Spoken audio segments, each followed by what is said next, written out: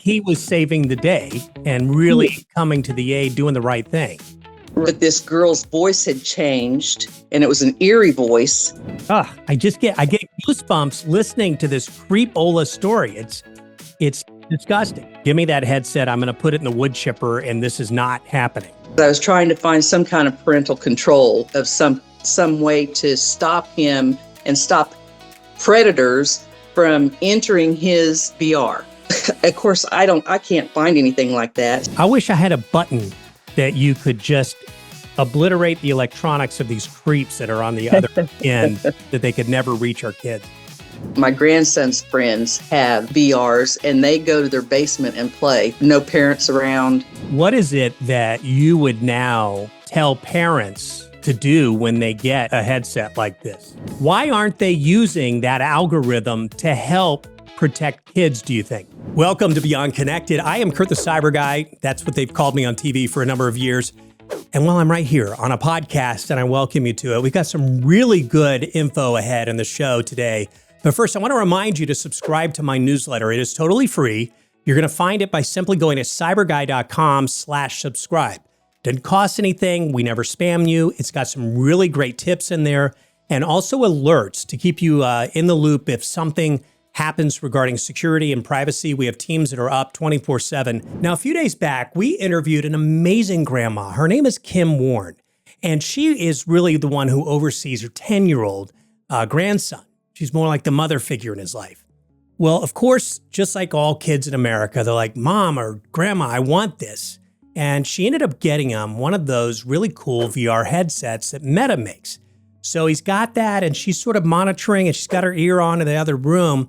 And something really horrific started to happen. She realized that he was engaging with what seemed to be a child predator online.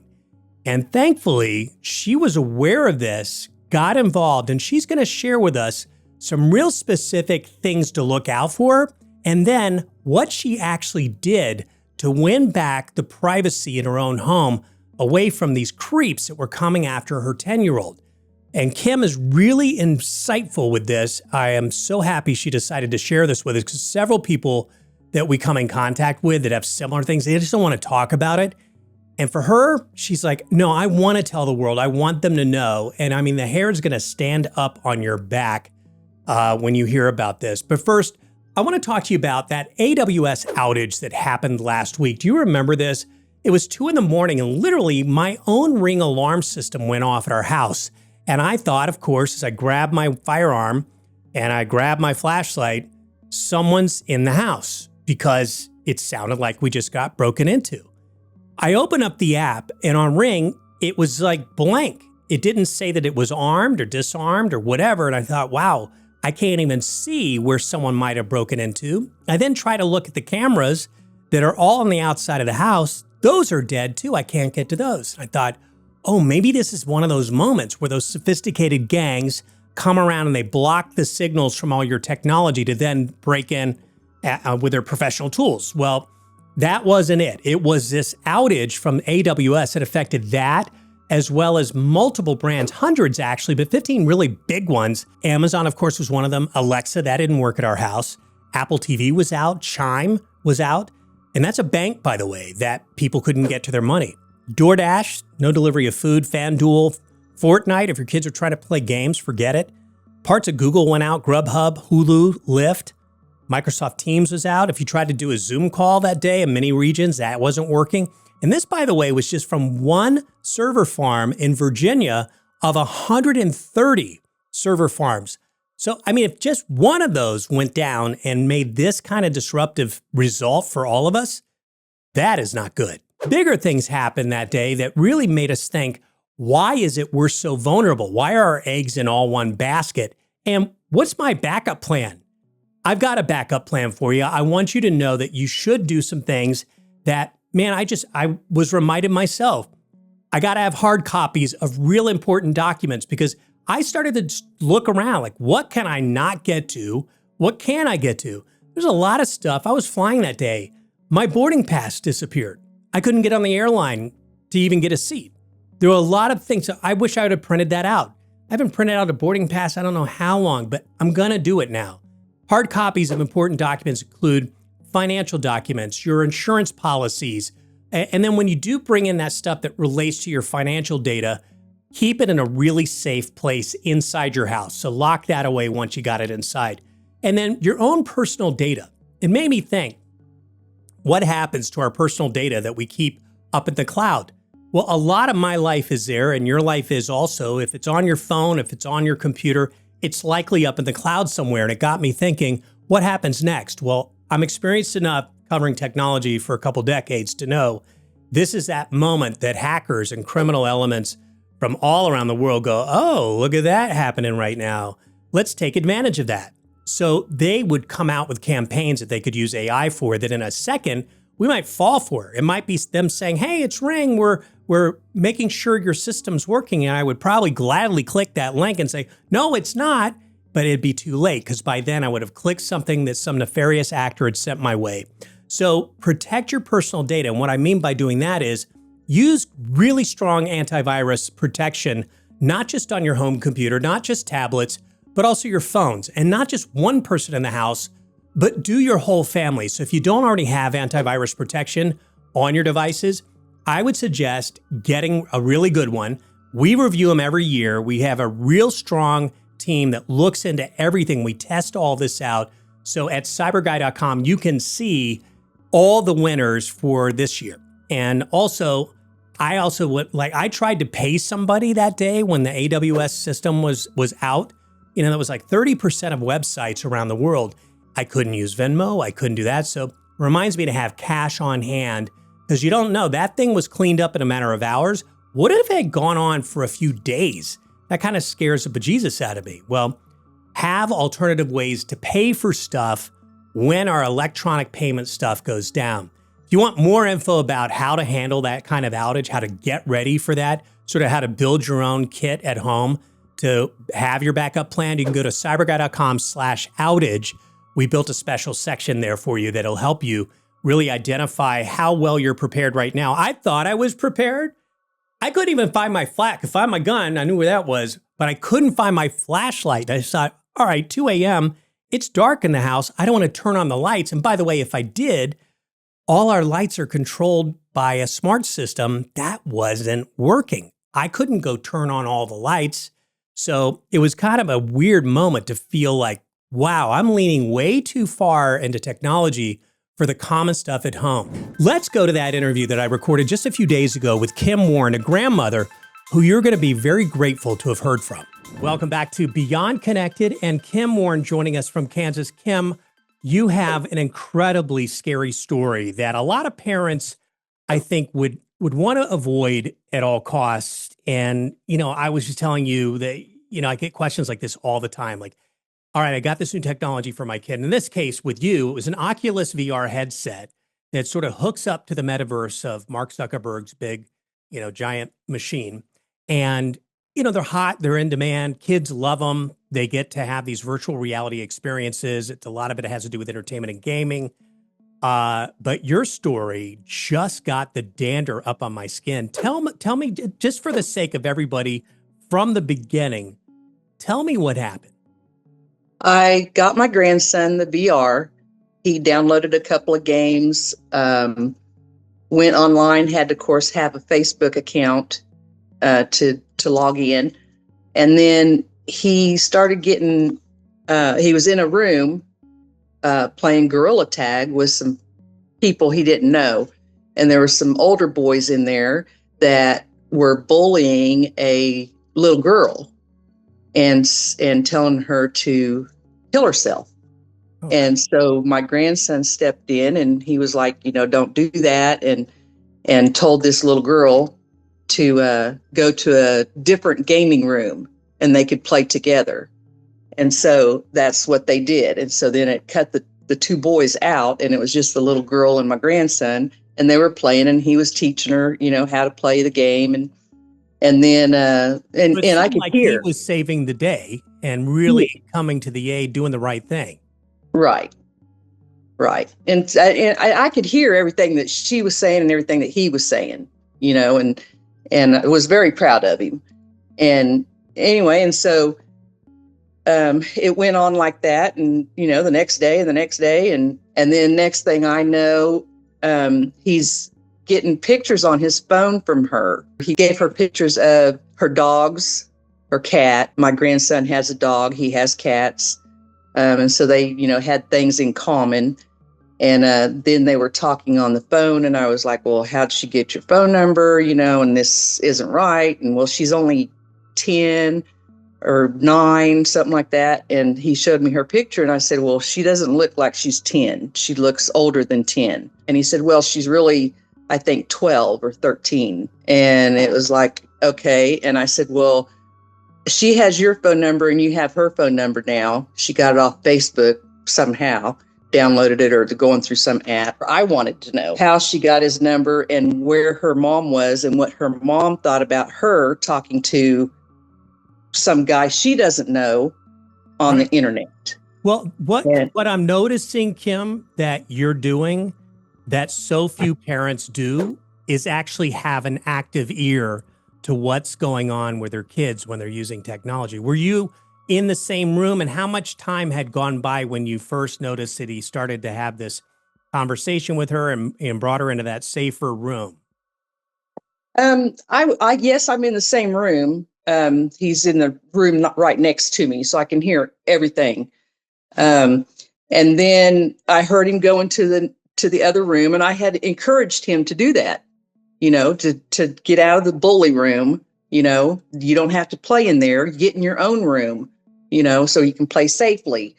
And then it was probably, I don't know, 4 days maybe later that he was in his room, and I walked in and he was on the phone, and I recognized the voice at that time, and I could hear her talking. Well, I looked at his phone to make sure he wasn't, like live with her. And it was just her screenshot of her picture in her bedroom. And I, explained to him that wasn't okay. And I'm sure it's not okay with some 10, 11-year-old girl's mom either, that she's sending pictures to some boy she doesn't know, and I wanted to talk to the mom. Well, that was never possible. Always an excuse as to why you couldn't talk to the mom. Right. Well, there's a red flag right there. So right. I told him he cannot talk to her on the phone anymore. He can play with her in the game, and so I deleted her phone number and deleted or blocked her. I deleted her phone number and then I blocked her. And then I could hear him playing on the game again. And they went into a private room, a separate room, but he had his friends with him also. Everything was fine. It was gameplay. And then one night he asked me if he could shut his door because his bedroom is right off my living room. And he couldn't sleep because the TV was too loud. So I was like, well, sure, And anyway, and it just didn't feel right. So I got up and I went straight into his room, and he was on the phone, and it was with this girl. But this girl's voice had changed, and it was an eerie voice. And she was asking him if he could remember the color of her house. And she was like, come on, you can do it. I know you can, buddy. I get goosebumps listening to this creepola story. It's disgusting. Terrible. The voice was just, it wasn't even the little girl anymore. It was, you could tell it was being a disguised voice. So they were probably using a technology to pretend they're younger, right? Right. Ugh. Because I would tell him to tell her, how would I know what color your house is? I don't know what color your house is. And she didn't miss a beat. Then it was, what's my dog's name? Come on, you can tell me. I have faith. What's my dog's names, buddy? Come on. And it's like, how would you know that stuff? And then finally I was just like, hang up. And so I made him hang up. And at that time, that was just a screenshot of, her little icon. And I tried to explain to him, she can still see you through your camera. She can turn on your camera. And it's probably some 70-year-old man, that is talking to you, because the voice is not even right. And so anyway, and I said, what are you talking to her on? And he said that she told him to download Discord. There you go. Which I've never heard of. So that's where people go to hide and do things that they don't want out in the open. Yeah, I'd never heard Discord. I had to look it up, and then I was like, well, how'd you get to Discord? Well, she sent me the website to download it, and I'm like, this didn't bring a flag to you, you know? And he was like totally just really into this little girl, you know, wanting to help her. And yeah, I mean, we go blind when our brains get hooked on to just trying to do the right thing for someone else, coming to rescue for them. For whatever reason, that does switch off the other side of the brain that we use to say, is this right? Does this sound right? The critical side. Right. So what happens next? Then I go in and I try to find her on Facebook. I find a couple different people on Facebook that from Ohio with her name and her mom's name. And then one of them was a 70-year-old man. Oh. And the other was a woman that could have been her mother, but there was no pictures of this little girl. And so I had sent her a message and asked her, are you related to this little girl? Well, then all of a sudden that site was gone. And I never got a response. And then I totally blocked her. I deleted everything. We reloaded stuff on his VR and started all over because I didn't know how to get rid of her. You mean the Oculus VR headset? Yes. Got it. Yes. Tell me something, because I mean, this is just a rattling story that for parents who are listening, they're going to be like, holy crap. Am I doing the right thing right now? I bought my kid one of these, or a different kind of VR headset. What is it that you would now tell parents to do when they get a headset like this? They have a parent safety thing that you can go into, and I could actually on my phone see what he was doing on I would be in the same room, but it would be on my phone. So everything he was seeing and hearing, I would hear it on my phone. And then on top of that, I told him he's not allowed to talk to anybody he doesn't physically know. Very good advice. If you're a parent and you're sitting here trying to strike the balance of saying, like, rather than just rip the headset away from your kids, where's that balance where you say, all right, I'm still going to measure this and make it safe? I mean, my instant reaction, I think, would be that nuclear reaction, which is like, give me that headset. I'm going to put it in the wood chipper, and this is not happening. So how do you find that balance? Well, I went onto the site, and his site when I re-downloaded everything, and because I was trying to find some kind of parental control of some way to stop him and stop predators from entering his VR. And so, of course, I can't find anything like that. So the only thing I can do is go through his friends list, the people he plays with and their handles, and ask him, who is this, who is this, who is this, and not allow him to give access to anybody else unless it comes through me and I know who they are. Right. I mean, that's being actively involved, I think, is the biggest lesson I'm hearing, as well as take advantage of any parental controls that are out there. We did reach out to Meta for a response to just say, how are you allowing this to happen? And what are you doing to protect kids online? We're waiting for that response from them. I'll just tell you, at the end of the day here, did you try to reach them for help and say, hey, what's going on here? How can I stop this? No, I didn't try to reach out to Meta because I had reached out to them before, and in doing so, my grandson was banned. So they penalized you instead of helped you. Yes. It's the classic example of big tech like Facebook, Instagram, Meta, their parent company. When you reach out for help, first of all, you can't even get them. And then it's some machine, if it does even reach a human at some point, that's determining what they want out of your experience rather than what you need out of that experience. I Right. get a lot of email from parents very frustrated that they get no answer, can't reach them. And, I think at the end of the day, the bigger lesson for all of us is you really, no matter what technology you're using, especially with your kids, you're on your own. These companies want to engage us. They want to make money off of us. The idea of protecting us is very secondary to their own goal of making money. Is that your experience? Yes, it is. 100%. And there's so many parents that get their kids a VR, and I even have my grandson's friends have VRs, and they go to their basement and play, and no parents around. Do you say anything to the parents about that? I have, but I mean, it's just how you raise your kids, it's how they raise their kids. It's scary. I mean, I followed my grandson, or I took him to school, because it was around Halloween last year. And so I was afraid that he had told him, where he went to school, what he was going to wear to Halloween, and so I had to drop him off at the door and then pick him up from the door and make sure he went in, and it was scary.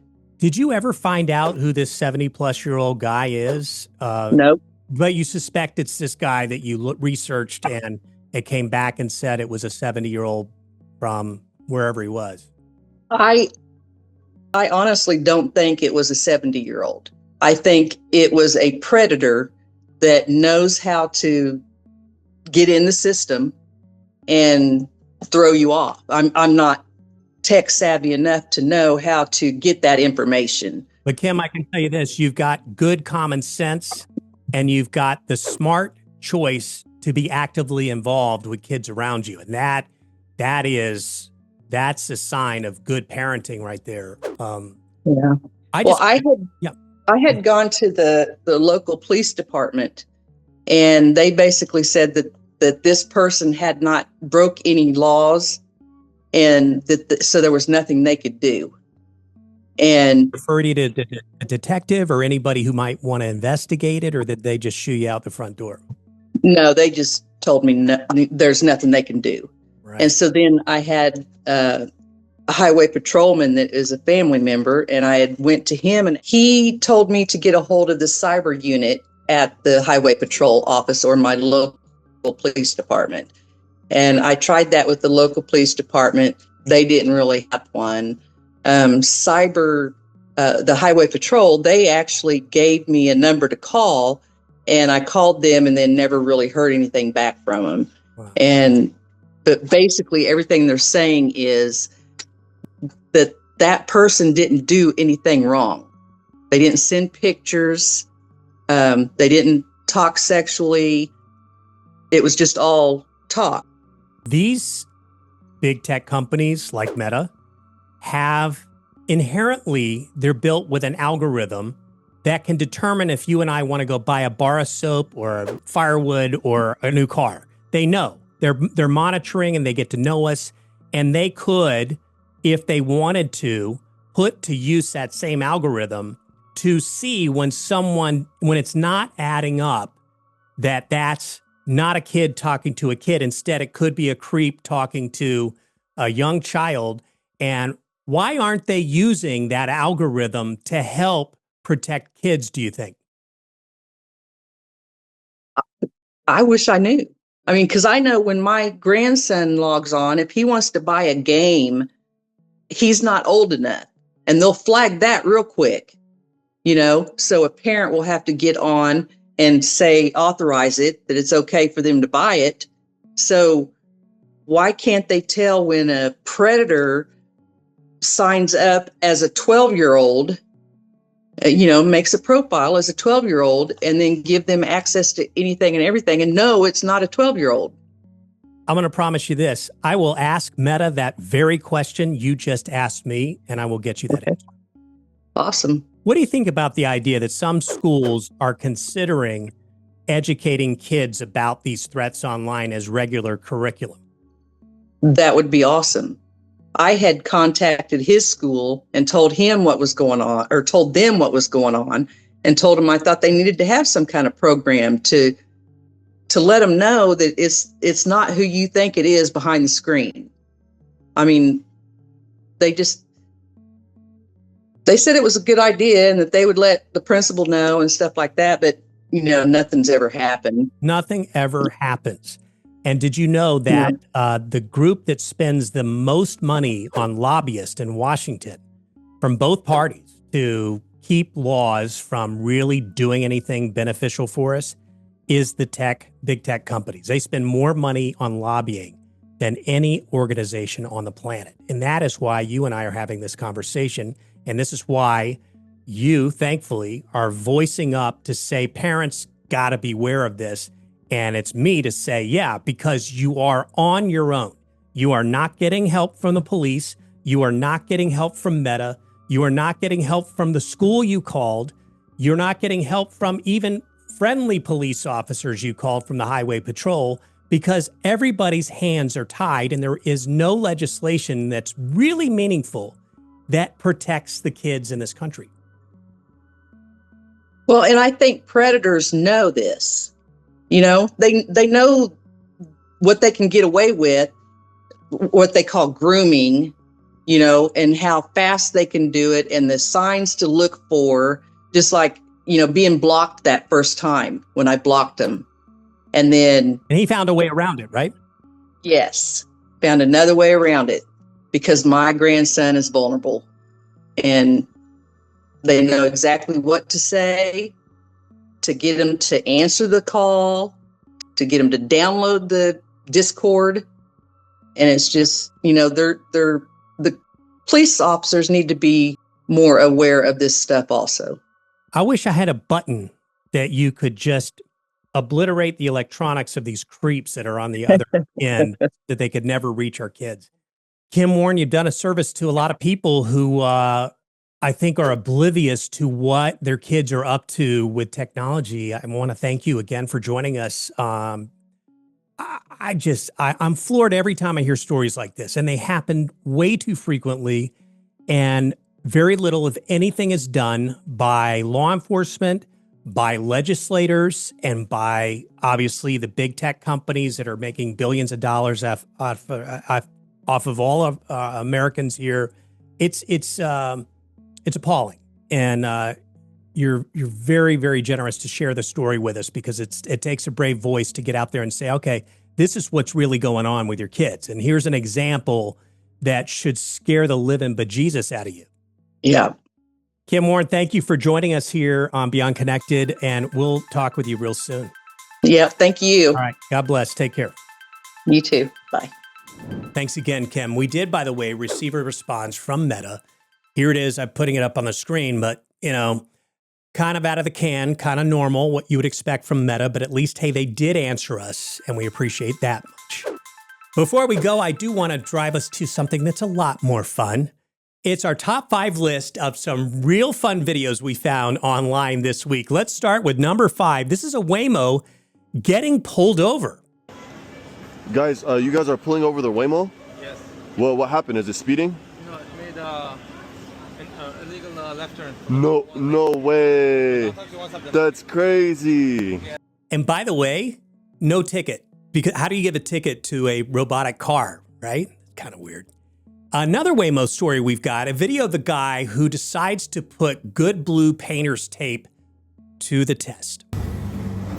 So here's this little art project I just did. A robotic car just parked in front of my house for the 3rd day in a row, and I just took some blue tape and just kind of attached it to the sensor slightly, and we'll see what's happened. I don't think this thing can move now. Yeah, I can call that art too. I wouldn't want a Waymo parked in front of my house, would you? All right, it's a personification of your printer for video number 3, and what could be an award-winning actress on the internet. Why did you randomly stop printing? Can't find network. No, you're in network. I have changed nothing. Doesn't feel like that to me. This is time sensitive, and I need this printed now. Your little minor inconvenience is not my problem. You literally have one job, and every time I ask you to do your one job, you cannot get it together and do the thing that you're built to do. Actually, I'm a 3-in-1 printer, and I also make copies. So. Yeah, and I'm not sure that that's going to win an Emmy or an Oscar, but hey, that was a lot of fun anyway. We go down to video number 2. It is Sora created AI video of, well, 3 popular figures. Imagine if you had 3 people at a sofa playing a video game. One is JFK, the guy in the middle is MLK, and then you got Abe Lincoln. You boys sure you ready for this smoke? I dropped 30 last match. Brother, you've been camping rooftops all night. Don't play. Hush, hush. Lining up the shot and... Oh, come on. Who in blazes is J-Dub Booth? And the number 1 video of the week, again, something created with AI on Sora. This is a cop pulling over a pit bull for speeding. Afternoon. You know why I stopped you? You were doing 50 and a 35. License, registration, or tags, anyone? All right, sit tight for me. Hey, stop! Hey! That is some fast, good driving. That's a winner. No doubt about it. Thanks for joining us today. It's getbeyondconnected.com where you can sign up and get the podcast on a regular basis. And if, again, you don't have my newsletter by now, what are you doing? Get it. Go to cyberguy.com/subscribe. It doesn't cost anything, and you'll really love getting it. Take care.